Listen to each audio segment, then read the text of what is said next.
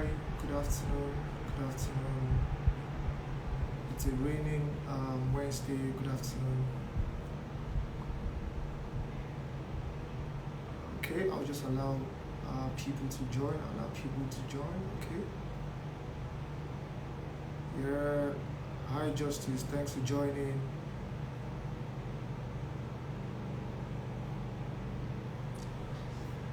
Good afternoon. Good afternoon. I'll just wait for a few more people to join and then I can actually start my live. Hi, Gabi. Thanks for joining.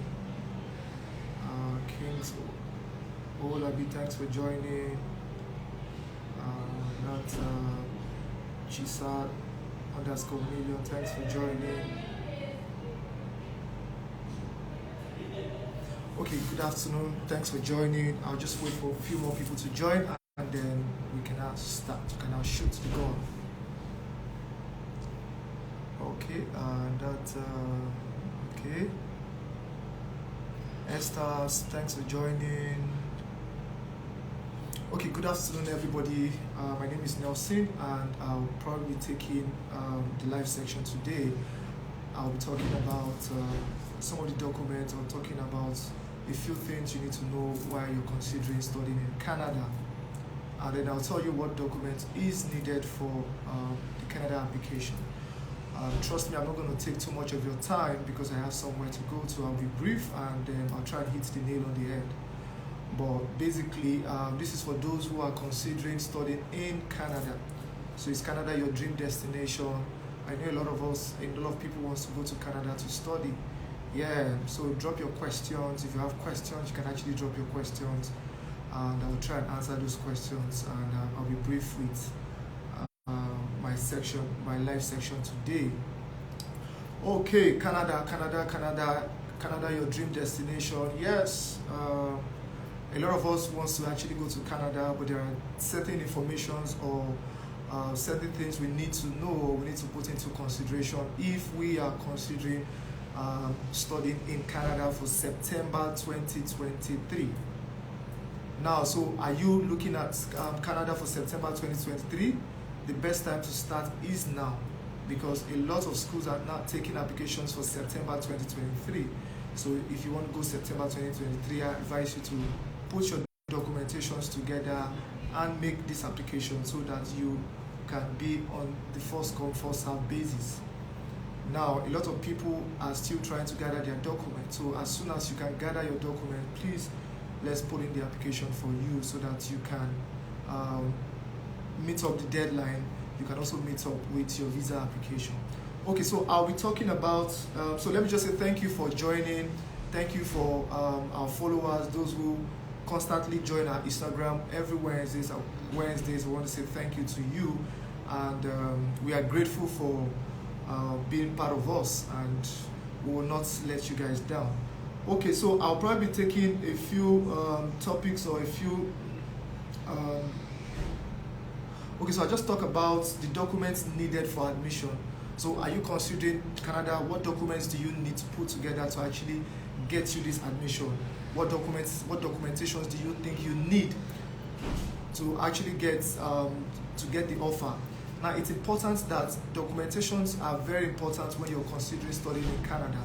Unlike, the process isn't like the UK process. So if you're looking at Canada, it means that you have to put all documents together and they have to be accurate. Now, I'll take it from that's your academic transcript. Now, so for academic transcripts, so for some universities in Canada, you have to send your academic transcripts to the university directly. Now, so universities in some universities in Canada would say that you need to either send soft copies of your transcript or you send the hard copies. For some, they won't take the soft copy from you. They'll probably request that your university in Nigeria sends the transcript to their institution. Why some would say that you need to send in your, maybe if you have a soft copy of your transcript, they can actually make do of your soft copy. And then when your application has been evaluated and you've been considered or you've been given a conditional or unconditional offer, then you cannot request for the hard copy of your transcript, or your university can actually mail the transcript to them during enrollment. So it depends on the university. Why some colleges will say, oh, they can make do of the soft copy of your transcript. I know it's difficult to get transcript. So if you're considering September 2023, the best time to start applying for your transcript is now, because some universities do not give this transcript to students. They rather want to send it to the university directly. Now, you know how Nigerian universities are, so it's important that you start the process for your transcript as soon as possible. Okay, so I'm talking about your degree certificate. Now, for degree certificate, I know a lot of us or a lot of people don't have this certificate yet. Maybe when they graduated, they were issued the statement of result, or they were issued the notification of result. Some universities will still take the notification of result or the statement of result. But I'll say most of the universities will need to see the certificate, that's the degree certificate. So if you don't have your degree certificate, I will advise you to go for your degree certificate as well. Very important. So the academic transcript and degree certificate with your reference letter. So you can actually do that the same time. You can apply for the three the same time. So because Canada schools actually request for references. So they need, like some universities will say they need 2 references, some will say they need 3 references, 2 academic and 1 professional. Professional is from where you currently work or your place of work or somewhere where you've worked before. If you can get a letter from them, yes, that would also fly. So you can actually, when applying for your transcript, you can actually, if you don't have your certificate, you can apply for your transcript, you can apply for your certificate, and also try and get your reference letter so you don't have to go forth and back getting this document. You can do that at once when you go to your university. It's very important. Academic transcript, degree certificate, 2 academic reference from your previous lecturers, like one who has taught you, could be your supervisor, but he has to come on the school letterhead. Very important. And they do not accept any email address that is from a Gmail. It has to be official. So you can't say, oh, lagbaja@gmail.com or lagbaja@yahoo.com. The email has to be from the university, which is at the university. That's the only way they can actually accept that references. Okay, so the next documents that you need is the WAEC. I know a lot of people will say, oh, I'm going for a postgraduate program. Why do I need WAEC? Now, I'll say all the universities will need to see your WAEC. They want to see that you passed your English language, and then before they can actually grant you. Now, for the WAEC, some universities will just take WAEC without having to request for any external English test. For example, they'll say, oh, they are cool with your WAEC. As far as you have a minimum of 6 in your WAEC, some universities actually waive what we call the IELTS or the TOEFL. They'll either say, okay, because of your WAEC, they are going to waive the test of English. While some universities, even with your WAEC, even if you have A's in your WAEC, you still have to write that English test. The essence for the English test is to be sure that you can communicate and you can understand when you're being taught in school. Now, so the IELTS or the English test comprises of listening, reading, writing, and speaking. So, and you need to at least get 6.5. If you can get 6.5 from universities will take, but the higher the score, the better your chances, so that you will not be limited to the number of schools that you are applying for. Okay, so the next one is the statement of purpose. Statement of purpose. Now, they take statement of purpose very, very serious, very important. It's one of the most important documents you're going to be submitting. Now, they want to see you talk about why you want to study in Canada. Why have you chosen to study that course? You need to also explain your career growth. You also need to talk about what you've been doing after you left school. Why have you chosen to study this course? What are your plans after graduation? Where do you plan to work, or where do you plan to see yourself in the next few years? So you need to write that personal statement, which is very important. So you take your time to write it. Unlike other countries like the UK, if you just put in 1 or 2 information on your personal statement, it will fly. It doesn't work like that for Canada. Your personal statement has to be very strong, because the statement of purpose, you still need it for visa application. So it's important that you take your time to write your personal statement. Now, for those who are considering, a lot of times I would rather advise students to choose the course that is either related to what they have done. For example, somebody who did engineering or somebody who did medicine wants to go for an IT course. So you must tell them why you want to switch career. You've done medicine and you want to go for IT. Why do you want to switch career?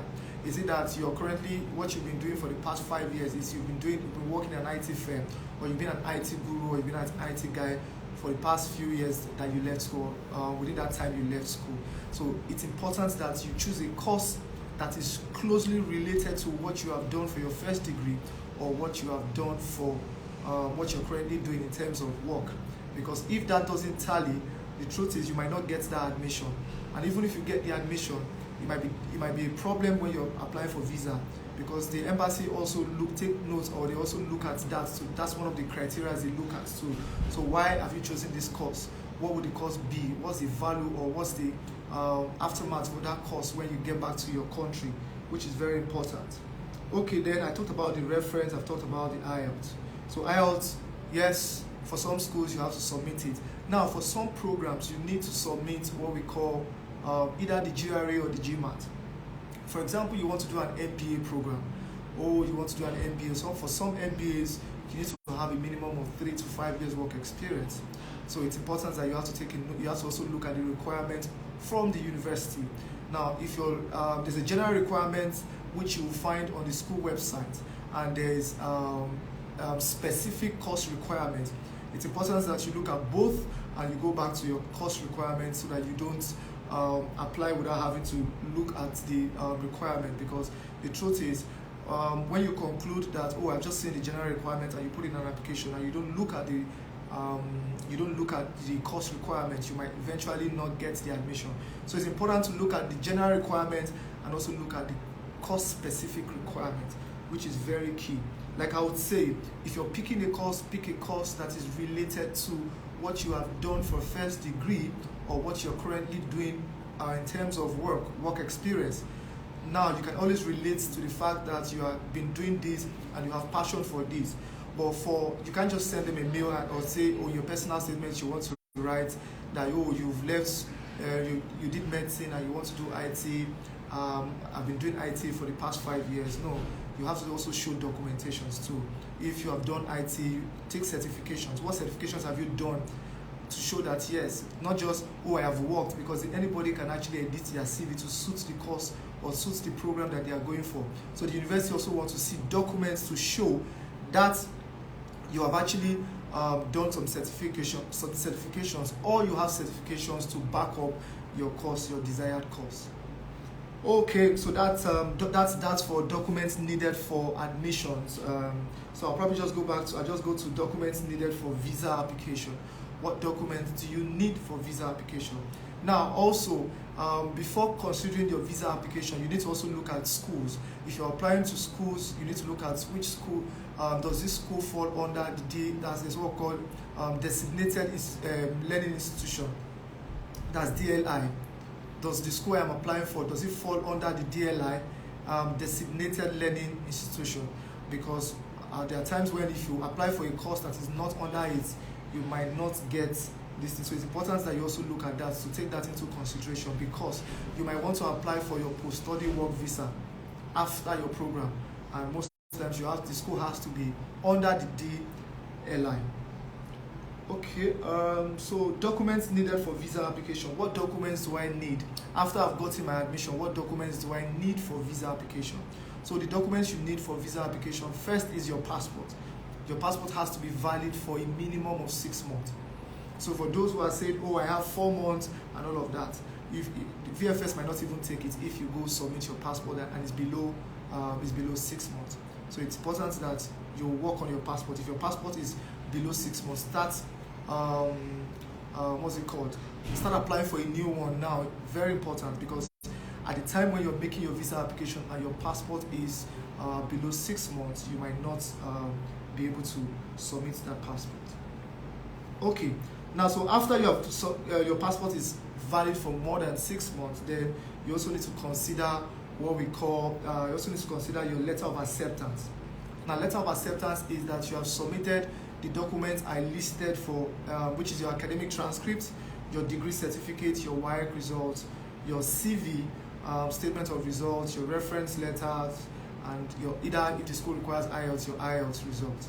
Now, after you have submitted this, now it takes a while for this university to actually respond to your application. Now, in most cases, I always advise students to apply to more than 2 or 3 schools, because we've seen a lot of cases where even first class degree holders in Nigeria from a federal university were still denied admission, saying that the student does not meet or the student didn't meet the requirement. So it's important that so that you're not served breakfast. So we advise students to do more than 2 applications, so that give or take, if one rejects the application, the other will actually accept, will give them an offer. So we do 3 universities, minimum 3 universities, so that we have that as a backup plan. Okay, so after you have gotten your acceptance letter, that's you have submitted the documents, you've gotten your acceptance letter, then you can now proceed with your application. Now, the way it works is some of this university takes about 2 to 3 months to actually respond to your application. So the moment you get an offer, that's why it's important to start early to bed, early to rise. So it's important to start early, as quick as possible, to start putting these documents together, because when you put in an application, it takes about 3 months, 2 to 3 months to actually get a response. Sometimes some takes longer. Sometimes they just send you a message and say, oh, they've gotten the number of students that they want for this particular course, and then they'll place you on a waiting list for the next intake. I bet you don't want to wait for the next intake, which is January. And just a few schools have some courses, just few courses are actually offered in January. Most of the courses are actually offered in September. So if you're looking at September 2023 and you don't want to miss it, I advise you to just start now. Okay, so when you have gotten your acceptance letter, then you now proceed with your visa application. You proceed with your visa application. Then we can actually help you with the visa application. So we know what documentations to put together, and then to help your application is success. So then you talked about the proof of Canadian visa fee. Then visa fee, I think visa fee at the moment is about $150 Canadian. Biometrics is about 83 or 85 Canadian dollars. So you're paying about 200 and something Canadian dollars for both biometrics. But if you have done biometrics before, you don't need to do biometrics again. What the only thing you're paying for is that's the $150 for visa fee. Okay, okay. Now, so the next thing is you have to go for criminal record. That you have to have a clean criminal record. That's what's it called? Police report. Police report before used to be about 5K, but I think now it's about 20-something thousand or 30-something thousand. So it's important to start early enough. So you can always get this at Alagbon. I think that's the only place at the moment that you can actually go and get your police character. It's called police report, some call it, it's also called police character. So with your police character, you need that for visa application. And that's one of the documents that must be uploaded when you're making your visa application. Okay, now, so that the medical report. Also, there are designated centers where you can actually do your medicals. That's do your medicals. You can either go to IOM, I think there's Q Life, and a few of them that you can actually use. And for others, I think IOM is one of the ones you can actually get early dates, but for others, they're always fully booked. So it's important to just, even if you've not gotten or you've gotten your offer and you're yet to pay your fees, all you need to do is just try and see if you can book ahead. Because of the timing, you might not be able to see an appointment date for your medicals. So I think I forgot to mention that some universities, the moment you have gotten your offer, so some universities will request that you pay an initial deposit, while some do not take initial deposit, but majority takes initial deposit.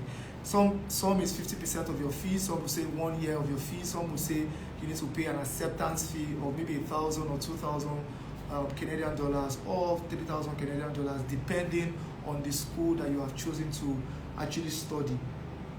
Then that's your passport photograph. So you need a passport photograph, which you need to upload on your visa application.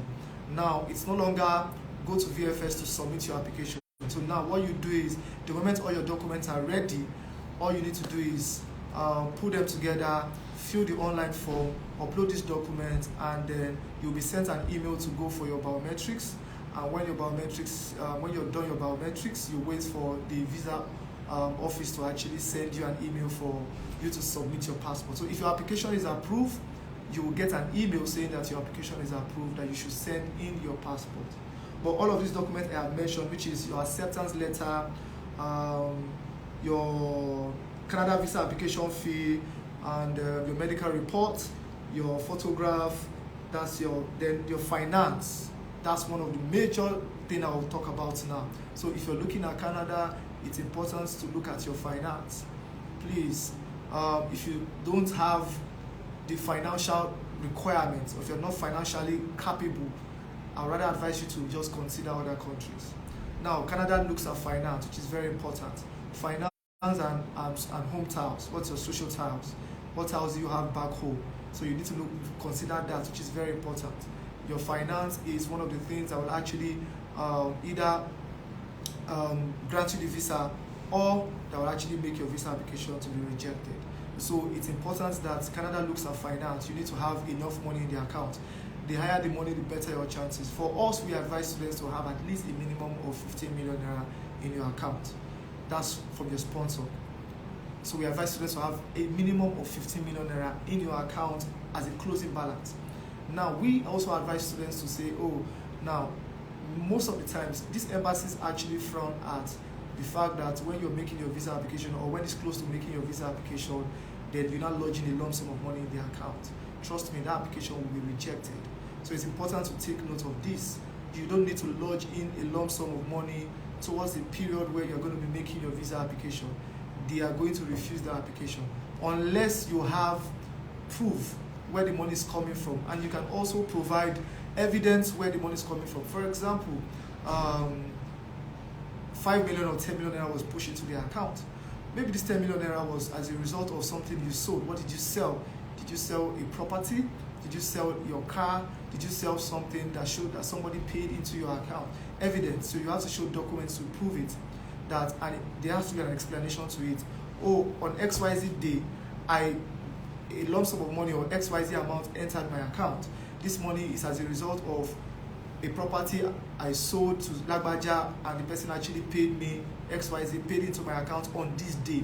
I have attached these documents to show proof. Otherwise, if you don't have that, they are going to reject the application, even if you have 200 million naira in the account. So you should be able to explain or interpret the transactions or the lump sum in your account, which is very important. Now, if you're considering studying in Canada, they do not, I will advise you, if you're an applicant saying, you want to sponsor yourself, it's usually a problem when you say you want to sponsor yourself. So I'll answer your questions. Let me just, Nini, okay, so don't worry, when I'm done, I'll just take those questions.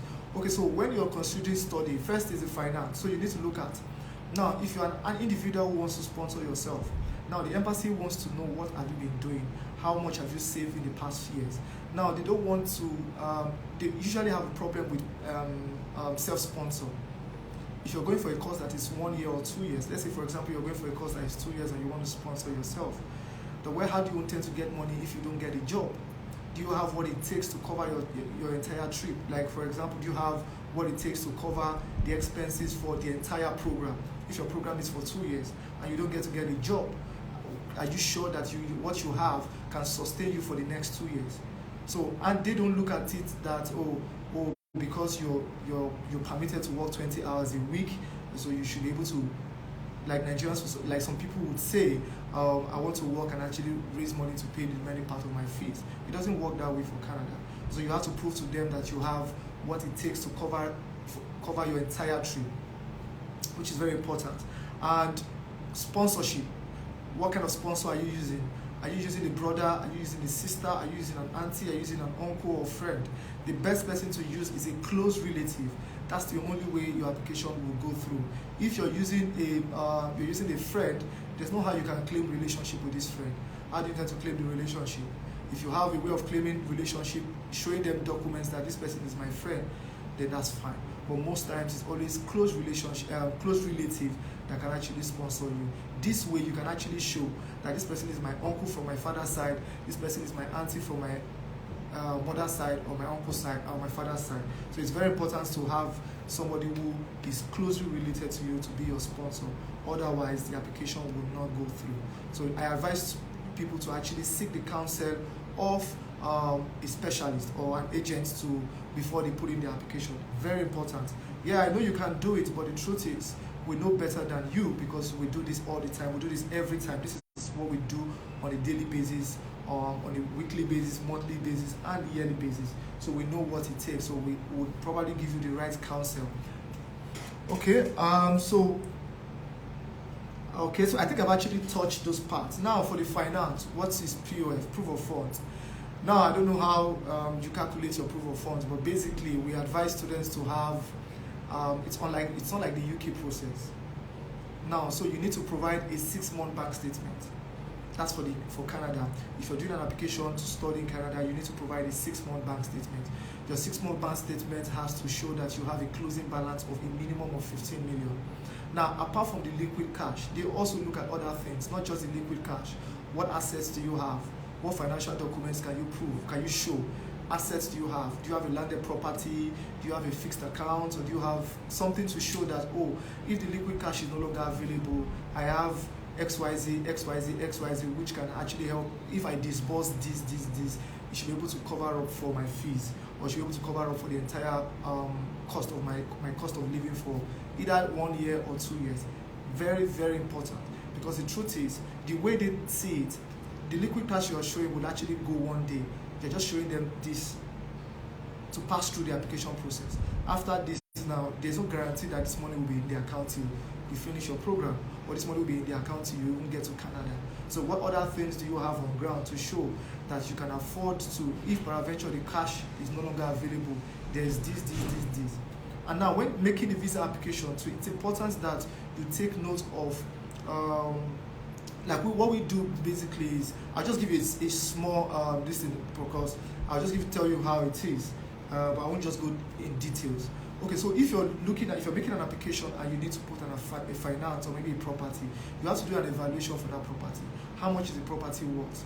If the property is worth 5 million naira, trust me, you're submitting you're submitting an account that has 15 million naira and maybe a property of 5 million naira. 5 million naira will not go anywhere.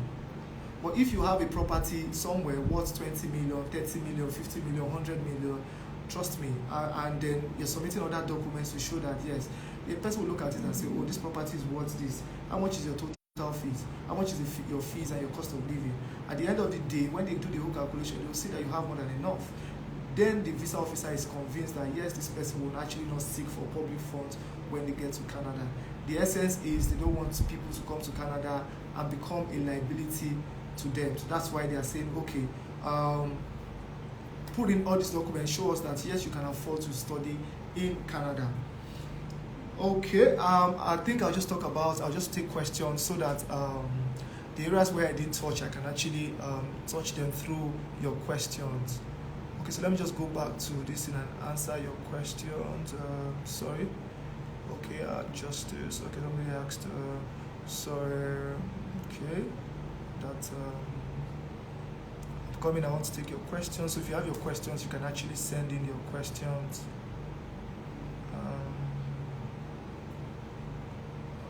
Sorry, somebody asked for okay. Can I get a direct master's with a 2-2? 9 years work experience. Well, the truth is, with your 2-2, usually the minimum requirement is at least you need to have a 2-1. For some universities, they will say, or I'll say for some universities, they will say that's your 3rd year and your 4th year. You need to have maintained a certain grade, maybe a 3.0 over 4.0. If you have maintained a 3.0 over 4.0 within your last 2 years of your graduation, that's your 3rd year and your 4th year. And then with your experience, it's actually case by case basis, so it depends. So what they do is, even admissions cannot guarantee that you will get this offer with your 2-2 and your 9-year work experience. So what they do is, when the application comes in, it goes directly to the course tutor. So now the course tutor looks at the requirement. What's the general requirement? This is the general requirement, but this person has 9 years work experience. This 9 years work experience, is it related to what you are currently applying for? Now, so it's case by case basis. So if they have, for example, if they have, say they have about 1,000 applications and they need like 500 or they need like 50 persons in that particular course, and then people who have applied, let's say 500 or above 500, have met the requirements, they will consider those who have met the requirements over those who have minimum of 2.2 or those who have a lesser grade. So that's how it works. It's just like you're doing express entry. They will consider those who have higher score first before they come back to those who have this. So that's what they look at. They work on those who have higher score. Then when there's a space for considering those who have not met the general requirement, then they might say, okay, let's just look at the other area where this person has this and then maybe work experience and all of that. So most times what will fly for you is basically maybe a postgraduate diploma or a postgraduate certificate course in this case. I don't know if I was able to answer your question. Somebody who is 40 years of age, can he get a visa? Yes, if you're 40 years, yes, you can actually do a PGD. Are you a graduate? Do you have a first degree? How long have you been working? Can you interpret or can you explain what you've been doing since you left university? If you can, and then you can also show the proof of funds. That you can also show that you have enough funds to cater or cover up for your entire program.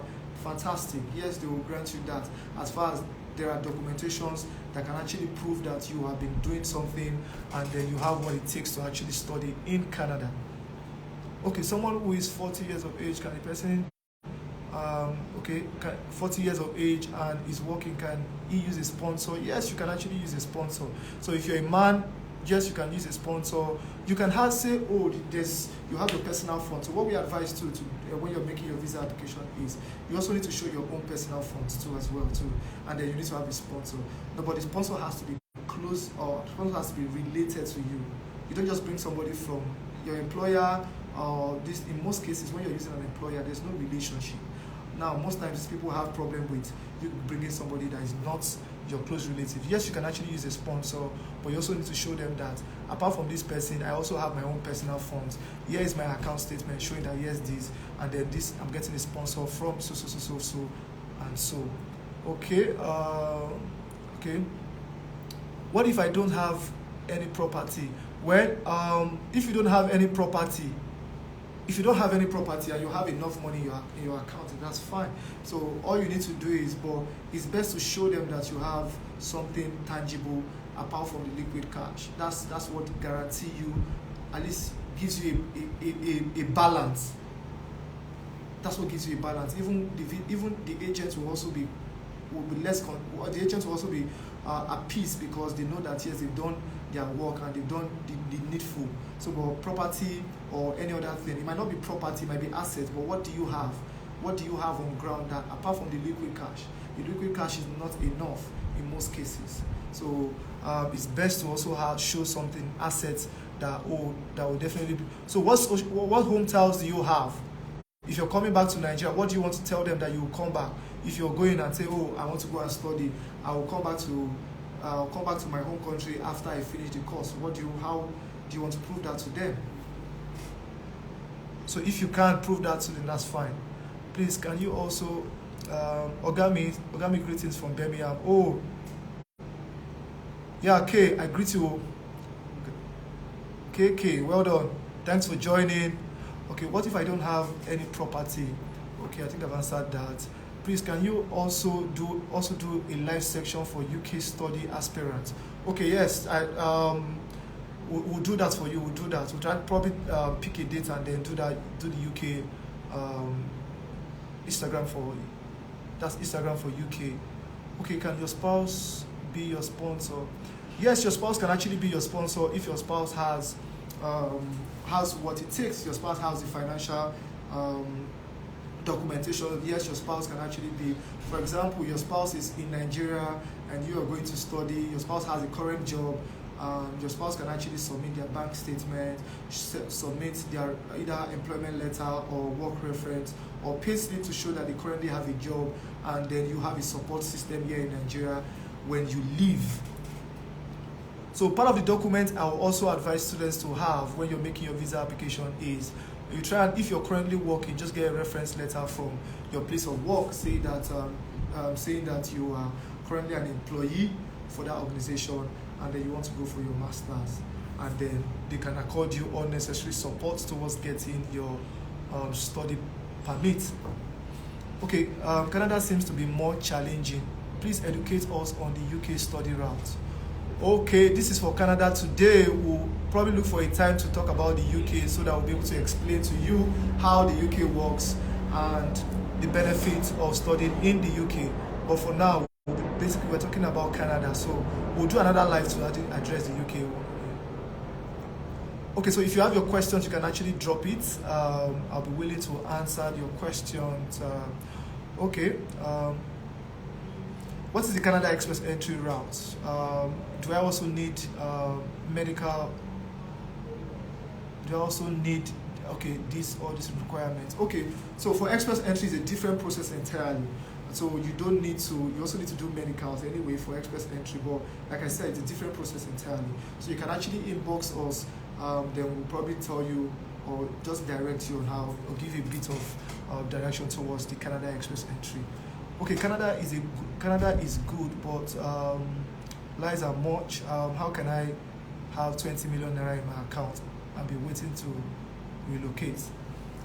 Well, the idea behind you showing that you have enough money in the account is not just, oh, maybe you're suffering. Now, the truth is, they want to see that you're a genuine student. Now, if you're genuinely going to seeking study routes for Canada, yes, you can just say you want to go and study and come back to Nigeria. And so, but most times people don't have what it takes. They just do this and all of that. But trust me, it's a good destination to consider if you want to actually study. Okay, so I'm still waiting for your questions. I think I have 5 more minutes to go. If there are no questions, and I'll draw the curtain. But if you have questions, you can actually drop your questions. Okay, thanks for those who are just joining. Thank you for joining. We talked about the documentations that you need to actually study in Canada and what documentations. Wahala much, my brother. So documents you need to for application and documents you need for visa application. So you can actually watch the video if you're just joining. I think I actually mentioned a few things that you need to make your visa application, a few things you need to also make your application to these universities in Canada. Very important. If you're looking at September 2023, the best time to start is now. The best time to start your Canada application for 2020, September 2023 is now, because if this application takes a while, visa also takes about 3 to 4 months. In most cases, it takes longer than that. So we advise students to put in the application as quick as possible. But you know, majority are just using the means to relocate and not. Well, I don't know about that, but like you said, majority are using that means to actually relocate and not. Well, I don't know about that, because I know people still have genuine intentions to actually go study. I know a lot of people who have genuine intentions to just go study and come back. Thank you so much, Piers. Okay, doing this. Now I understand the study route better. Okay, thank you for that. So if you have questions, you can actually drop in your questions. I'm willing to answer. I'll be here for the next 3 minutes, and then after 3 minutes I'll draw the curtain. But I want to say, those who have actually joined our live, thank you so much for being part of us. Thank you for joining our live all the time, and we appreciate you, and we'll continue giving you quality information, and we'll always be there for you guys. Still waiting for this thing. So Canada, here I come. If you're looking at Canada, September 2023, please reach out to us. Start working on your documents. Whatever country you're actually considering, I think it's best to just start the process for your transcript and your degree certificate. For those who don't have degree certificate, for those who have, then that's fine. For those who don't have, so if your passport is going to be expiring, it's better to just start working on your passport. Yeah, that's sitting me. Okay, you can just drop me a message. Most times, it's either I'm in a meeting, I'll drop you a message. Just drop me a message and I'll get back to you shortly. Okay, Australia, please. Okay, you can actually email us about Australia. Thanks, Mr. Nelson. This is helpful. Now, I am fully convinced that the UK route is much better and straightforward. Okay, that's for you. Chinya_million. Okay, thanks for dropping in your comments. We appreciate you. And if there are no questions, I'll just draw the curtain. Thank you so much. See you guys next week Wednesday. We'll come up with another topic we'll be talking about next week Wednesday. Trust me, it's going to be very insightful, and we are going to give you quality information. And thank you guys for joining, and see you guys next week. Thank you so much. Bye guys. Bye.